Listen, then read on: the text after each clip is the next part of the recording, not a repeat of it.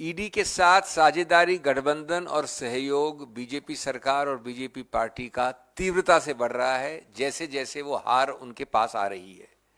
तो ये जाहिर है कि ऐसे ही नहीं बनाया गया है फर्जी मामला, ऐसे ही नहीं कस रहे हैं नकेल, क्योंकि वो जानते हैं कि जीत रहे हैं भूपेश बघेल।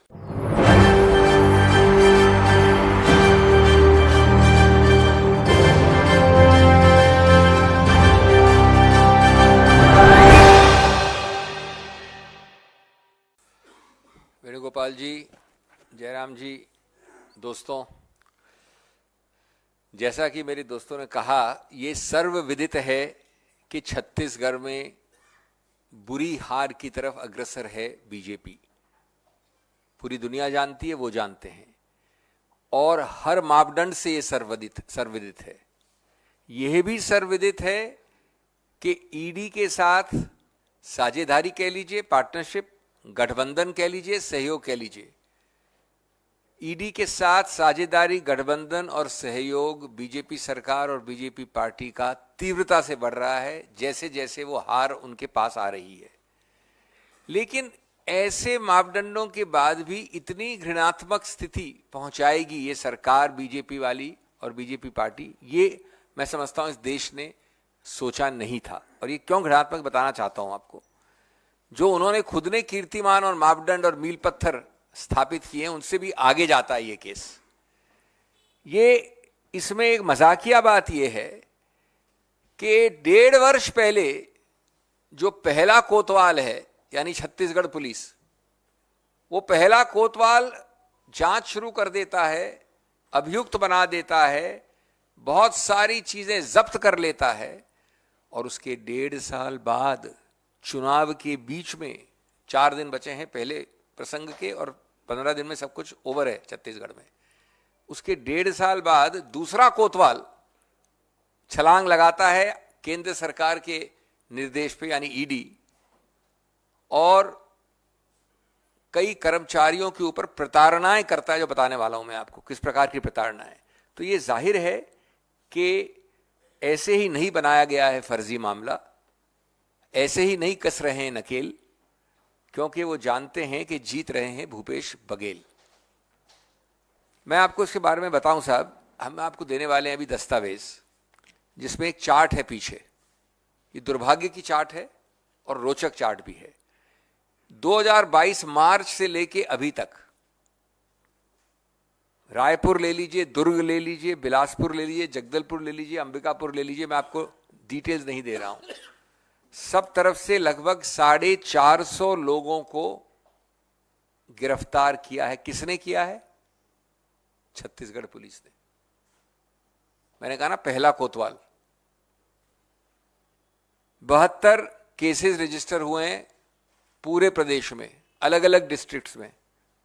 अब मैं उसकी सूची नहीं दूंगा आपको, लेकिन जो टोटल है, जो सामूहिक रूप से है, 191 लैपटॉप, 850 मोबाइल फोन, 200 से ज्यादा एटीएम कार्ड्स, 1.5 करोड़ रुपये, और उसके अलावा बहुत सारे अंचल एसेट्स, कैश, 16 करोड़ से ज्यादा बैंक अकाउंट्स के रुपये, इत्यादि इत्यादि। ये सब पहले गात खत्म हो गई, तहकीकात हो गई, जब्त हो गए, कानूनी कार्रवाई हो गई। उसके बाद क्या छत्तीसगढ़ पुलिस अखिल अंतर्राष्ट्रीय स्तर पे अधिकार क्षेत्र रखती है, जुरिस्डिक्शन होता है? क्या वो दुबई जाने देगी केंद्र सरकार उनको? अगर दुबई जाने देती है केंद्र सरकार, तो छत्तीसगढ़ सरकार वहां भी जाने को तैयार है। क्या वो लेटर्स रेगुलेटरी कर सकते हैं, बुला सकते हैं, एक्सट्रेडिशन की बात कर सकते हैं? तो 1.5 साल में जब ये सब कर लिया, उसके बाद 6-8 महीने से ईडी ने शुरू कर दिया ये सब। उसको भी हो गए 6 महीने से ज्यादा। लेकिन प्रसंग तो अभी रुकना है, वो प्रसंग आएगा जब चुनाव चल रहे होंगे। तब जब चुनाव चल रहे हैं तो आपको बताया जाता है एक और बहुत ही बखूबी ये कहानी, कि हमने पकड़ा है ऐसे लोगों को जो वहां से रुपया लेके अभी चुनाव के वक्त चुनावी माहौल में रुपया देने आ रहे हैं। कभी आप सोच सकते हैं कि अंतर्राष्ट्रीय बॉडी, कस्टम्स के जो बॉर्डर्स हैं और भारत की जो सीमाएं हैं, उसको छत्तीसगढ़ पुलिस करती है? कैसे हुआ ये, क्यों हुआ ये, कब हुआ ये, या सिर्फ इसलिए हुआ कि 4 दिन बाद पहली वोटिंग है और 15 दिन बाद सब वहां खत्म है चुनाव।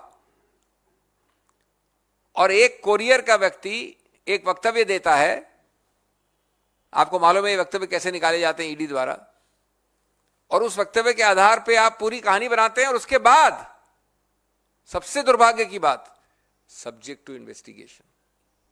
कहानी बनाने के बाद सब्जेक्ट टू इन्वेस्टिगेशन। क्या आप सोचते हैं कि गधे हैं लोग या घास खाते हैं?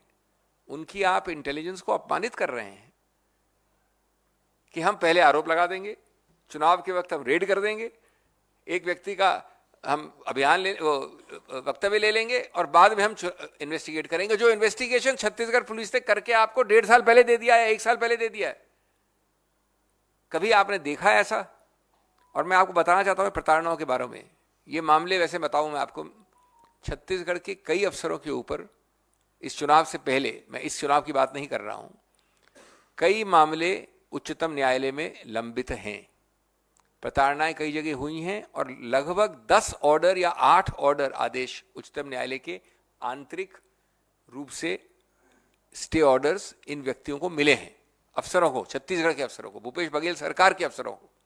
उसमें हम पेश भी हो रहे हैं, अगली तिथि उसकी 22 नवंबर है।